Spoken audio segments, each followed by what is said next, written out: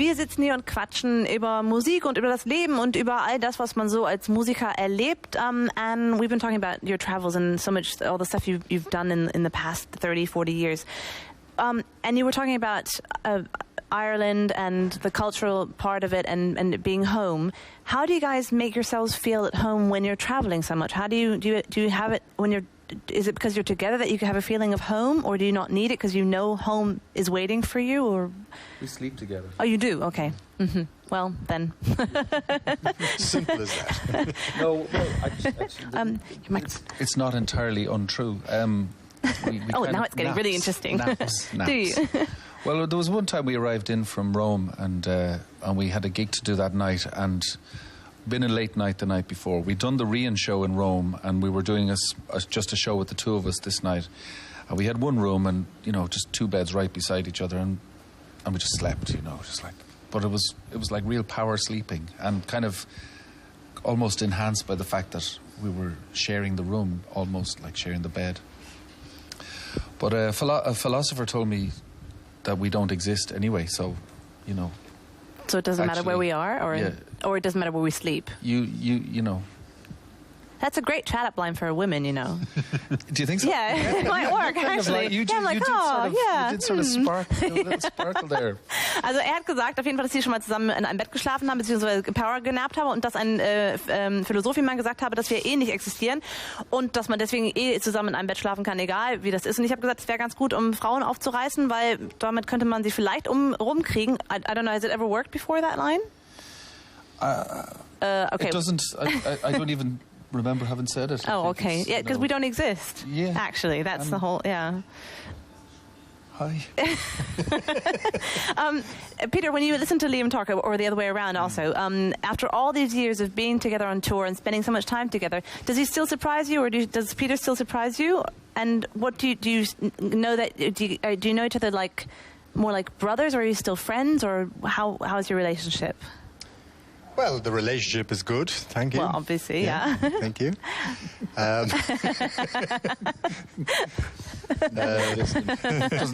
Doesn't exist.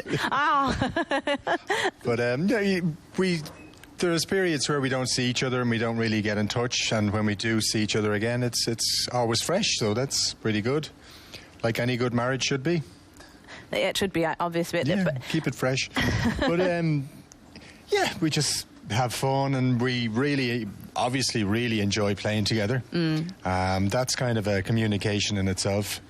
And yeah, Peter is a player that I find never stays static in his playing. So I think he surprises himself with what comes. He's always listening. He's not just the maker of the music. He's also the listener.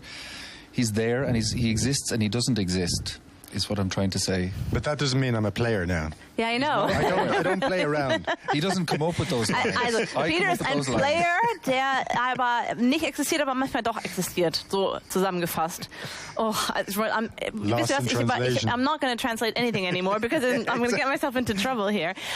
You guys have played in front of lots and lots of people and in front of a couple of people by yourselves and together. What gives you most energy? Or does it depend on the people sitting there? Does it depend on how you feel when you're playing? What does it the evening make? Well, you could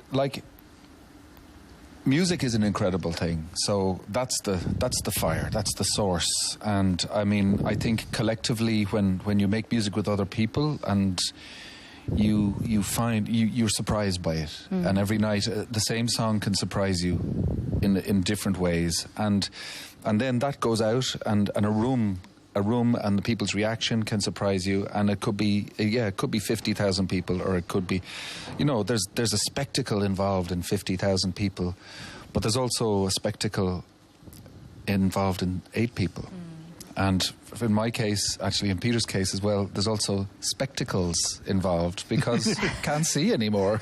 Oh, really? Yeah. That's what happens when we get old, I think, but that's okay. You do have the word spectacles, don't you? But it's also really hard to translate. Yeah, Give me a hard time today. All these play on words, but that's okay. Our viewers are not stupid. They understand a lot anyway. Bitte. Bitte. You are going to be playing a couple of dates here in North Rhine-Westphalia, in Düsseldorf, hier am Wochenende. Alle Daten stehen bei uns auf der Seite. Zeige ich euch jetzt mal ganz kurz auf nrw.tv. Kann man sich, wenn man diesen wunderschönen Artikel anklickt, nicht nur die Daten durchgucken, sondern auch das Video angucken von damals, nämlich von Don't Go, eins der ersten Songs. Und dann sind sie in Haldern am Mittwoch und in Düsseldorf am Samstag und dann im Café Beau in Köln am 13.01. And you're going to be playing Acoustic Winter Festival this weekend in Düsseldorf. Yeah. When you say yes to these kind of festivals, do you have a look to who else is going to be playing there? And do somebody say, oh, I've never heard of those, I'm going to look them up? And are you surprised sometimes? How do you say yes to the people who invite you to play with them and for them? A good offer is a good offer. Okay. The opportunity to play, actually, I mean, sometimes playing against the most unlikely or playing with the most unlikely people can be a great, you're a contrast. Contrasts are very interesting and powerful. And so, yeah, I mean, if I was invited to a heavy metal festival, well, that's a contrast. There'd be a bit of a contrast there. But of course, you might have people walking away. Or do you think so? Maybe not. Have you ever done it? No, haven't really. Although we did play at Reading, the Reading Festival, which was kind of heavy enough. And actually, there was people throwing bottles all day on the stage. And before we went on, full ones. So was it worth it? Or there were plastic bottles, but they were full. Some of them, and full of. It was kind of just a fun thing to be doing. Yeah. I think people were just enjoying doing it. It was like throwing hats in the air or whatever. Just the bottles seemed to go further. Yeah. But it did. It got kind of risky for a while. It got to the point where the organisers had to ask the people to stop doing it. Oh, really? And did they? Well, they didn't exist, so actually we're back to square one. And that's where we should end it. How does that make you feel? It makes me feel really good, actually. I feel very free. It's a good feeling. And I can do whatever I want since we don't exist. Yeah. I could just stand up and leave and let you guys play. Would we do that? You play. I'm going to shut up for today and pretend that I don't exist. I'm going to pretend I don't exist. Work on that one. Thank you so much for being here. It's been a lot of fun. And and Peter, thank you for being the player today. Thank you. Yeah. Thank you now we're going to have sport. Jetzt haben wir Sport. C'est la vie. Au revoir. Au revoir. Whatever.